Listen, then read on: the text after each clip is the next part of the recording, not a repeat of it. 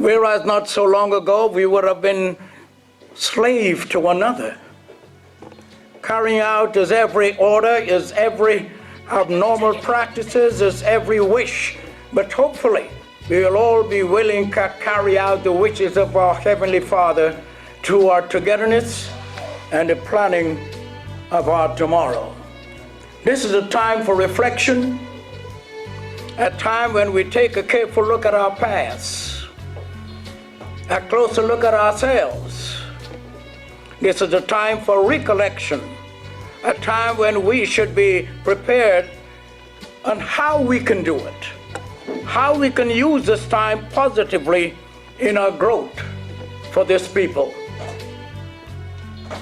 I realize that one could just imagine that when you take notes in your own individual lives, the time, the energy, the sacrifice, the lost opportunity is to remind us all to achieve, one must learn to sacrifice.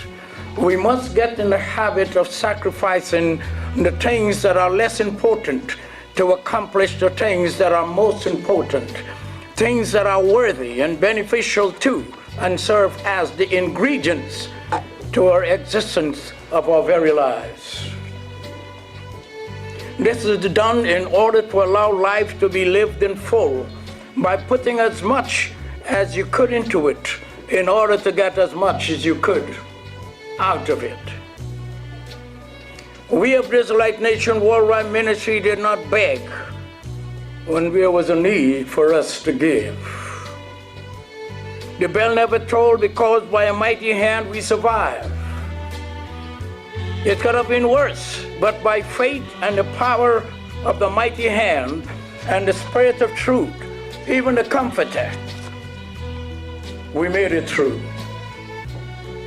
Today you and I are witnesses to the plain truth of survival. We are witnessing a journey that had started some time ago along sometimes rough road, sometimes with stumbling stones, sometimes the feet that were supposed to walk in the straight line of life slipped, and we barely made it back up to stand tall for a moment and spend a day like today.